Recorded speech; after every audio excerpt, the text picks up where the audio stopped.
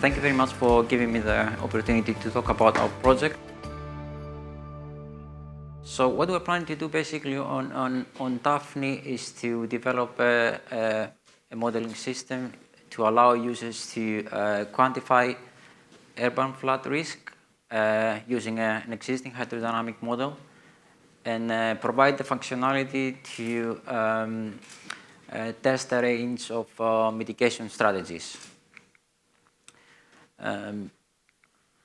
So this modeling system will be based on CityCAD, which is a model that has been developed at Newcastle University for the last 15 years or more. So it can model both pluvial and fluvial scenarios, and then it can also model explicitly blue-green features. For example, green roofs and permeable surfaces and all this.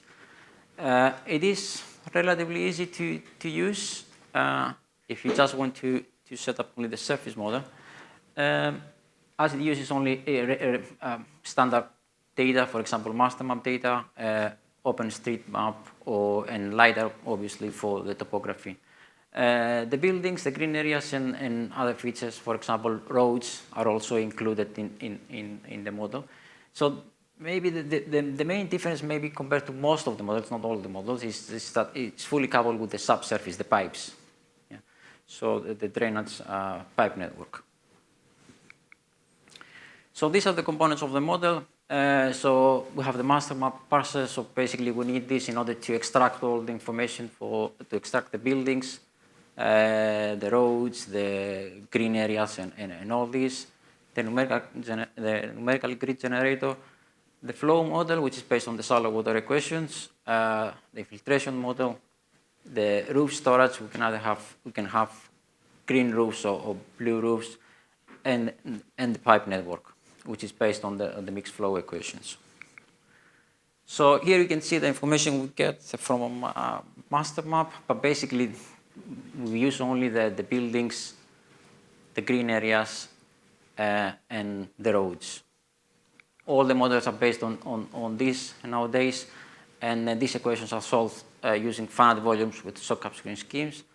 So for infiltration, we can use either the green up method, which is very simple, and or the Richards equations. So this is just in 1D in the vertical direction. So we can model at the moment lateral flow in the subsurface.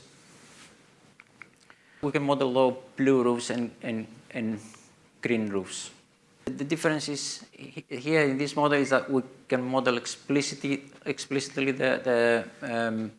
this interaction between the surface and the subsurface, so we can have two-way flow in and out of the subsurface, and the model is based on the mixed flow equations, which is a bit different approach. So usually what we get, most of the models are based on the free surface flow equations, even when we have pressurized flow, and then we use this slot there to model pressurized flow. That was developed in the 60s, is still used now, and the reason for this is that it's very easy to implement, very fast. We can run all the simulation on the desktop, but it shouldn't really be used for pressurized flow. So what we have in our model is a bit different. So we use both pressurized flow equations and the free surface flow equations, so we can capture the free surface flow and pressurized flow and the transition as well. But it slows down the model quite a bit. And that's why we need platforms like Dafni to run these simulations. So now I'm going to show you some results from a model, what we can do, and then what we're planning to do on Dafni. So here you can see when you have a fully coupled system, we can model explicitly all the drains in the system. You can see how much water goes into the pipes. We can also locate all the pressurized manholes, as you can see there on the right. Then once you have a model like this, then you can try different things. For example, you can just go and change the diameters of the pipes to see if you, because usually we think, oh, if we increase the size of the pipes, then that's it, we're going to solve the problem. But that's probably not the case, at least in this example. On the left, you can see that water is overflowing out of the system through the drain. That's not the case on the right, where we have doubled the size of the pipes. But still, it doesn't solve the problem, really. So what we found out from this one is that the pipes make a difference, but the problem in this case was the number of the drains. We haven't got enough drains to put quickly lots of water in the pipes. We can also use the model to assess the effectiveness of blue-green features. Here on the left, you can see we had some permeable pavements, the light green, and then on the right, you can see the reduction in water depth. We can also, in this case, we also added water baths, and then we can also add green roofs if you want and all this. And on the right, you can see the impact. We have developed another tool which is now part of the model, and we use this in order to assess the flood risk to buildings. So basically, the tool uses the results from the hydrodynamic model and then creates a buffer around every single building, and then it classifies them as high, medium, or low risk.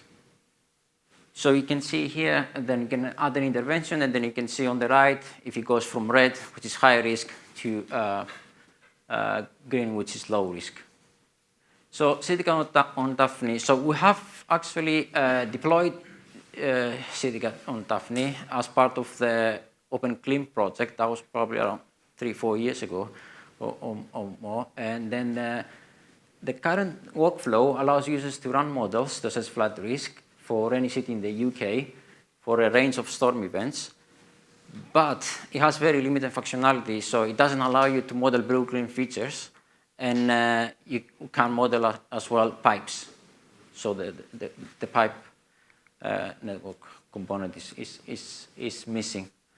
So what we're planning to do on Dafni is to develop a platform for understanding and simulating urban drainage for any city in the UK and provide functionality to consultants and researchers to test a range of strategies to mitigate storm overflows and surface flooding. So how we're going to do this, we're going to extend the functionality to allow users to assess the effectiveness of blue-green features. So then users will be able to model green roofs, permeable pavements, and all this. Another thing we're trying to do now, we've started working on this some time ago now, is to optimize the location and the type of blue-green features. We have something now, it works, it's not great. You can only optimize for one event, for example, 30-year return period, and then for permeable surfaces only. So the idea is to have a range of features and then a range of events and try to find the best solution for this. But it's not that easy because some features really work for small events and some ones work for for extreme events, for bigger events. So it's not really that straightforward, but we're currently working on this. And then setting up the pipe network is not easy, so we're trying to develop a tool in order to make it easy. So then users will be able to set up pipe networks, fully coupled models, and then we need also to provide to develop a methodology to provide different scenarios for the scenarios. That's it. Thank you very much.